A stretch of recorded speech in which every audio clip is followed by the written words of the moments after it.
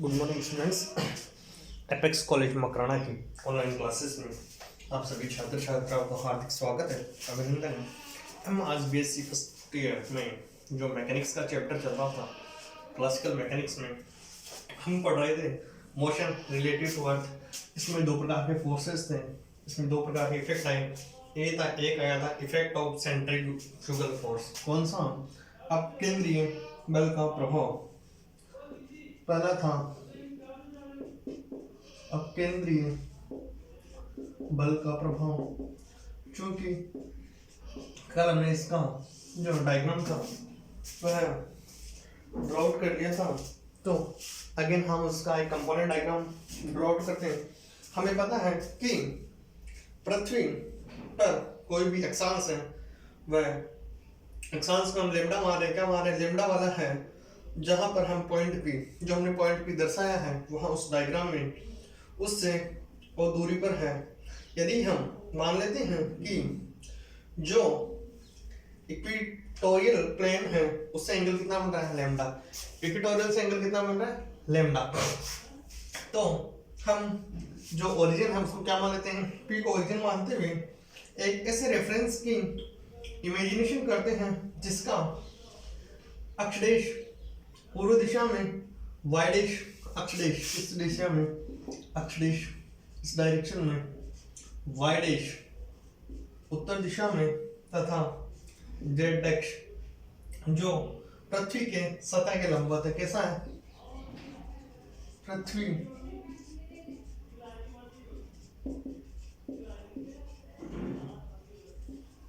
की सतह के लंबवत है।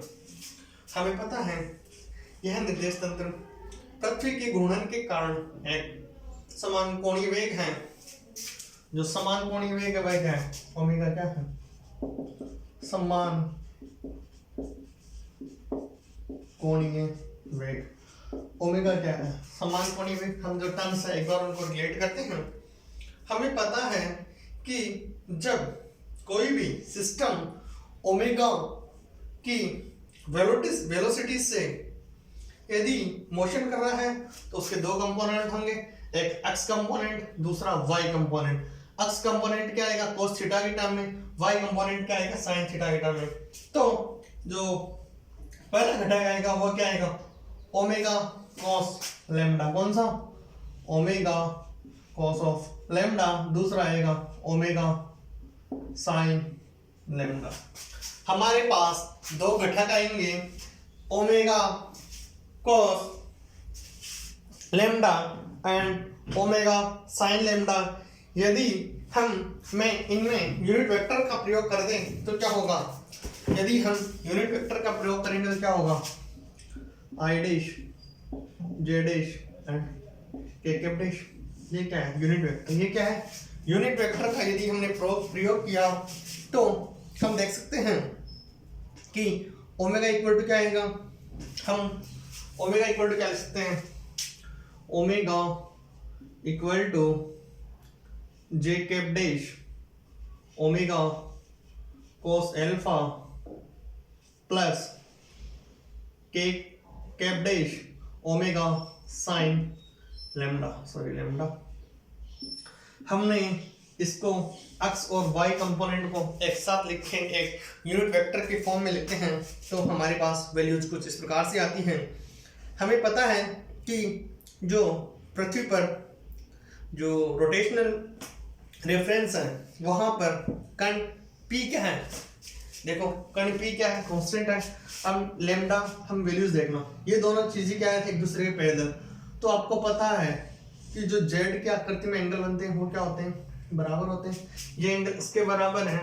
यदि ये फ्रेम पूरी 90 डिग्री है, ये लैम्डा है, तो ये कितना होगा? 90 माइनस लैम्डा।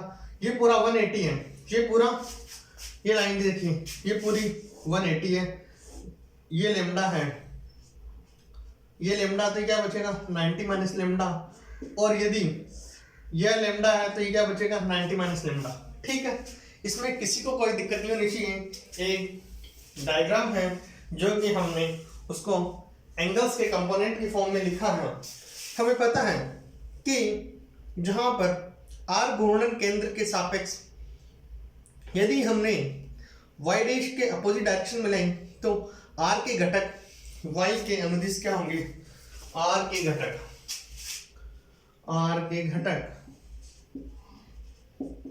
y के अनुदिश क्या होंगे, माइनस ओमेगा कॉस लेम्डा क्या होंगे, माइनस यही होंगे, आर के घटक ये होंगे, सॉरी यहाँ पे आर के होंगे तो आर के होंगे, आर कोस एल्फा, दूसरे में क्या आएंगे, आर साइन लेम्डा, क्या आएंगे, R sine lambda, R cos alpha and R sine lambda. तो हम आर को लिख सकते हैं, आर इक्वल टू लिख सकते हैं इस प्रकार, माइनस साइन एल्फा एंड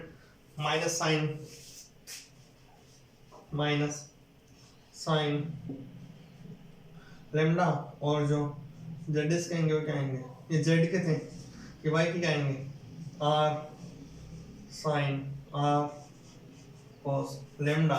यदि हम इन दोनों को वेक्टर फॉर्म में लिखना चाहेंगे तो क्या होगा, आर इक्वल टू इधर लिख लेते हैं हम, R equals to minus Z S are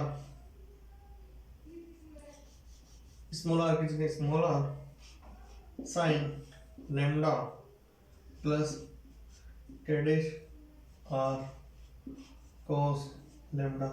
हमारे पास आर आ गया, ओमेगा हो गया। यदि हम पृथ्वी की त्रिज्या कैपिटल आर क्या है,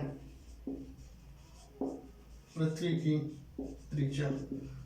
त्रिज्या मान लें तो कंपोनेंट कैसे होंगे, R equal to minus J dash R cos lambda into sine lambda plus K cap dash R cos square lambda. क्यों? क्योंकि हमें पता है पृथ्वी की त्रिज्या आर है, तो स्मॉल आर इक्वल टू क्या होगा, स्मॉल आर इक्वल टू होगा कैपिटल आर कोस लेम्डा। यही तो होगा, समझे।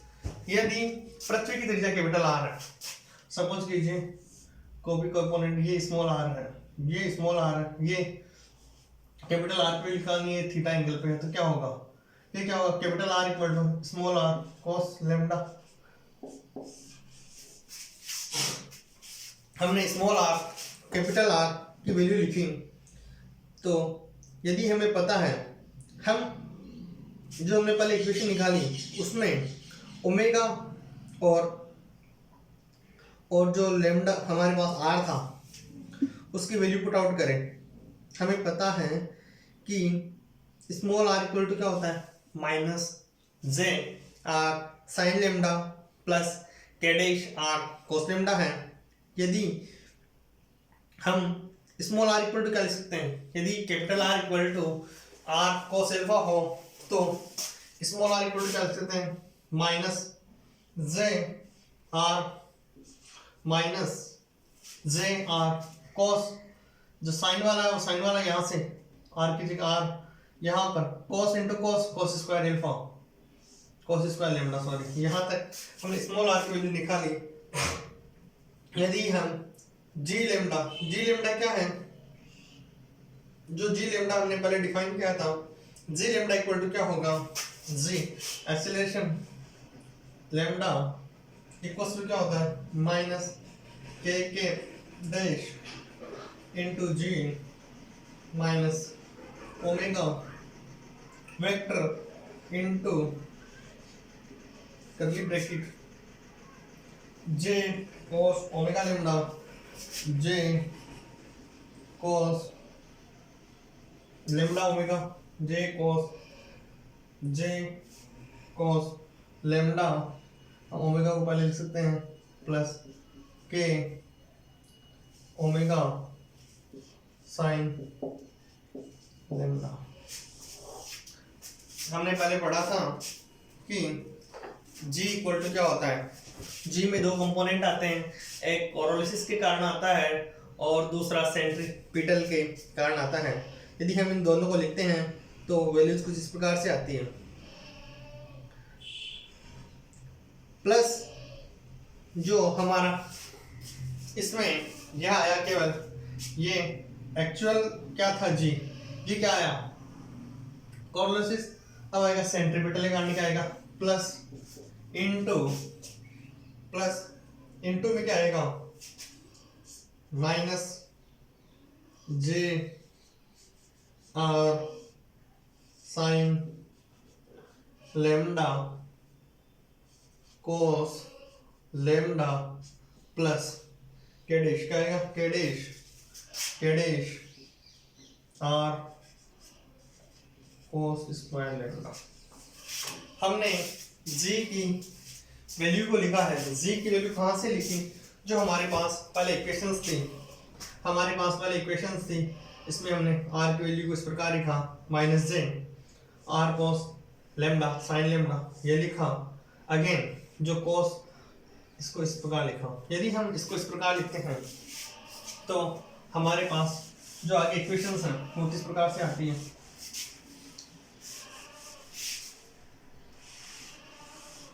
हमारे पास जी की वैल्यू आई, जी की वैल्यू क्या है, जी की वैल्यू आई के कैप इनटू के कैप जो डैश वाला है उसी को यदि हम इस इक्वेशन को यहाँ पर लिखते हैं कुछ इस प्रकार से तो क्या होगा minus K dash into G minus omega bracket I dash omega R. यदि कोस को यदि इसको इससे मल्टीप्लाई करेंगे कोस इनटू कोस स्क्वायर क्या होगा कोस क्यूब क्या होगा कोस क्यूब, तो हमारे पास जो चीजें आएगी वह क्या आएगी omega R cos cube lambda plus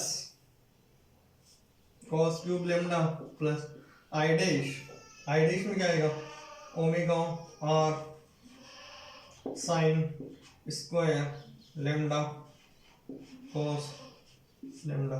यदि हमने इसको ब्रैकेट को मल्टीप्लाई किया तो कुछ टर्म्स है वो आपस में कट जाएगी और जो बचेगी जो सेम है इसको सेम लिखा जे कोस लेमडा इनटू यदि ये टर्म है और इधर में ये दोनों कट जाएगी तो क्या बचेगा कोस क्यूब, क्या बचेगा कोस क्यूब लेमडा। इधर आई वाले टर्म में क्या बचेगा आई वाले टर्म में बचेगा हमारे पास sine square into cos lambda.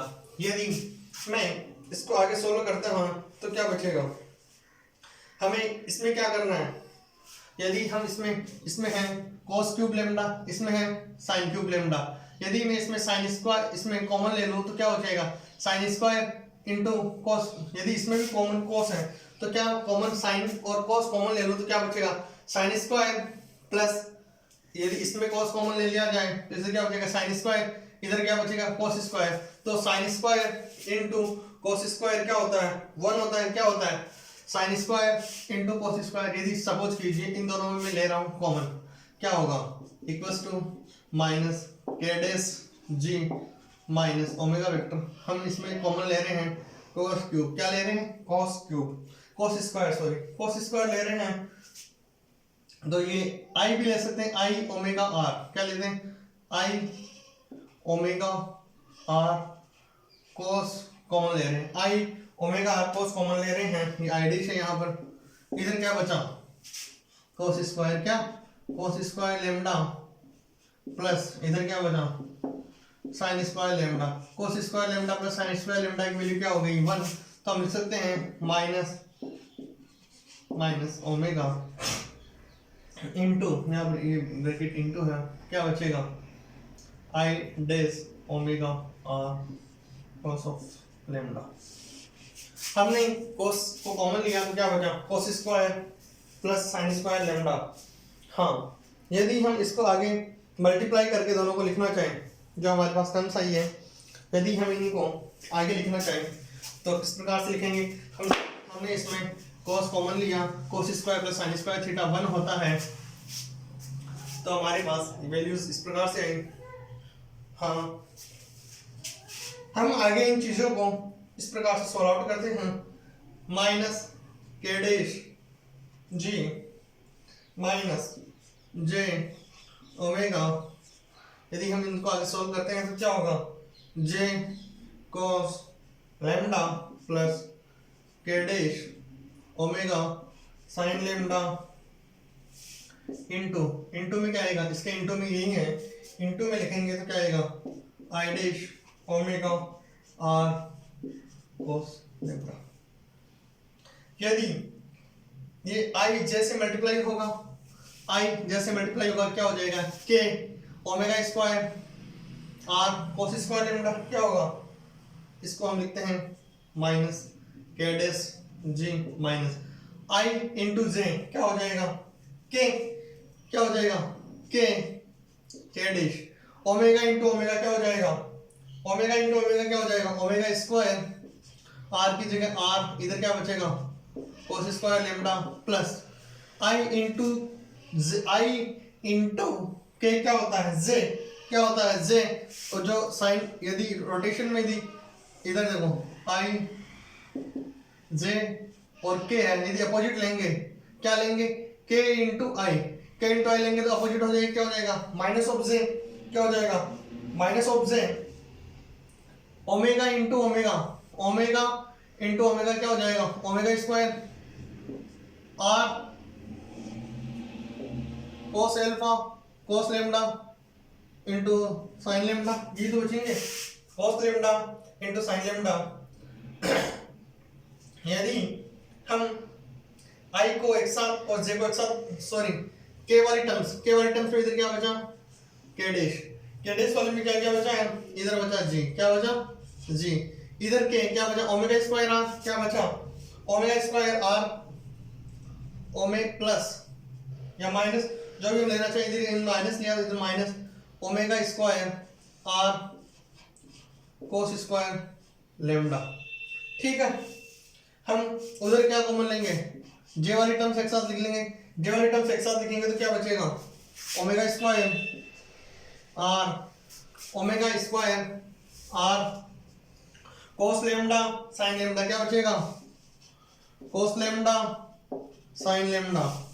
हमें पता है रिजल्टेंट क्या होगा, जो रिजल्टेंट आएगा वह इसका मॉडुलस आएगा, क्या आएगा मॉडुलस। यदि हम इसका मॉडुलस निकालेंगे तो कुछ इस प्रकार से आएगा। हमें वेक्टर बहुत जरूरी है कि आई इंटू जे क्या होता है, जे इंटू के क्या होता है। यदि हम इसका मैग्नीट्यूड निकालना चाहेंगे तो मैग्नीट्यूड किस प्रकार से आएगा, जो मैग्नीट्यूड निकालना चाहते हैं हम जी लैम्डा का, वह इस प्रकार से आएगा under root G minus omega square R cos square lambda का square A square plus B square plus 2ab cos theta plus omega की power 4 R square cos square lambda sine square lambda. ठीक है, जो magnitude आएगा वह इस प्रकार से आएगा। और चूंकि ओमेगा क्या है बहुत छोटा है, ओमेगा छोटा है तो ओमेगा की पावर जैसे माइनस जैसे कि 0.2 की पावर क्या हो जाएगी बहुत छोटी, तो 0.2 की पावर 4 कर दें तो 0.2 छोटा है तो 0.2 की पावर बहुत छोटी होगी। तो इस प्रकार जी लैम्डा है उसका मैग्नीट्यूड किस प्रकार से आएगा, G minus omega square R cos square lambda. ये टर्म हमारे पास इंपॉर्टेंट टर्म है, इसको याद भी रखना है। जी लैम्डा इक्वल टू क्या होगा, G minus omega square R cos lambda. हमने इस पूरी टर्म को नेग्लेक्ट कर दिया, इसको जीरो माना तो यही आया। ठीक है, अगेन इसको हमें पता है tan थीटा क्या होता है, डायरेक्शन क्या होता है, tan थीटा इक्वल टू क्या होता है y अपॉन x। y की वैल्यू क्या है हमारे पास, y की value I omega square R cos lambda sine lambda upon g minus omega square R cos square lambda. जो हमारे पास किस एंगल से जो फर्क आ रहा है वह इस प्रकार से आ रहा है, क्योंकि हमें पता है इसका मान क्या होता है बहुत छोटा, तो tan थीटा इक्वल टू क्या हो जाएगा omega square R cos lambda sine lambda upon G. ठीक है, यदि हम इसको ऊपर नीचे हमें पता है साइन 2 थीटा इक्वल टू क्या होता है, साइन 2 कोस थीटा पता होना चाहिए 2 cos थीटा sin थीटा इक्वल टू क्या होता है साइन ऑफ 2 थीटा। यदि हम ऊपर नीचे 2 से मल्टीप्लाई करते तो वैल्यूज क्या आएगी tan थीटा इक्वल टू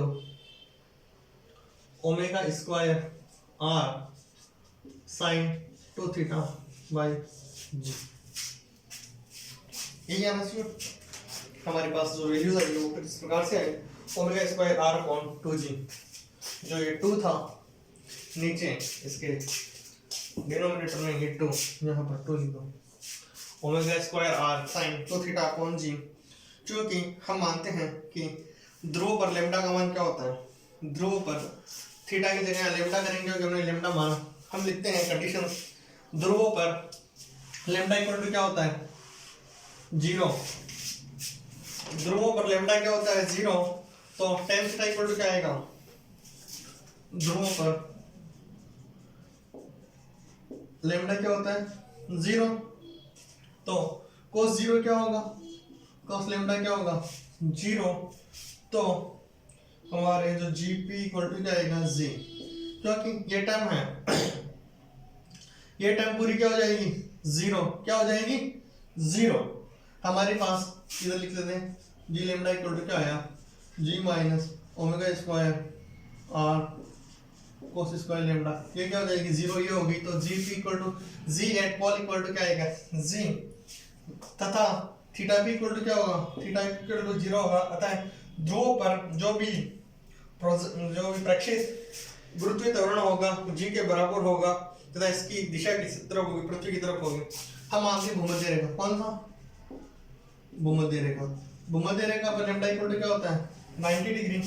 तो भूमध्य रेखा पर लेम्डा 0 होता है सॉरी हाँ भूमध्य रेखा पर भी लेम्डा क्या होता है 0 होता है। भूमध्य रेखा पर यदि लेम्डा 0 होगा तो cos लेम्डा कितना होगा cos लेम्डा 1 तथा sin लेम्डा कितना होगा 0 cos 90 cos 0 0 cos 0 1 and sin 0 cos sin 0 0 and cos 0 1। तो हमने इस प्रकार लिखा तो वैल्यूज किस प्रकार से आएगी g at equatorial g e equal to कितना आएगा g minus omega square r और theta of equator equal to क्या आएगा इक्वेटोरियल इक्वल टू क्या आएगा ये आएगा। अतः जो भूमध्य रेखा पर गुरुत्वीय त्वरण पृथ्वी के गुरुत्वीय त्वरण का अधिकतम होगा। गुरुत्वीय त्वरण कहाँ पर अधिकतम होगा कहाँ पर होगा भूमध्य रेखा पर होगा। सबसे कम कहाँ पर होगा ध्रुव पर होगा। यदि हम मान लें lambda equal to 45 lambda equal to 45 cos 45 कितना होता है 1/2 sin 45 1/2 तो g लेम्डा इक्वल टू क्या होगा g minus omega square r/2। अतः थीटा क्या होगा मैक्सिमम का होगा तथा जहां पर 45 डिग्री अक्षांश होगा वहां पर प्रेक्षित गुरुत्वीय त्वरण की दिशा वास्तविक दिशा से अधिकतम झुकी हुई होगी। इस प्रकार हमने एक पढ़ लिया कि जो सेंट्री अपकेंद्रीय बलों का प्रभाव पृथ्वी घूर्णन पर किस प्रकार है। हम कल पढ़ेंगे कोरोलिस बल के कारण जो फर्क आएगा वह किस प्रकार आएगा। हाँ अगेन मैं अपेक्स कॉलेज मखराना परिवार की तरफ से आप सभी छात्र छात्राओं का बहुत बहुत आभार ज्ञापित करता हूँ। Again thank you so much.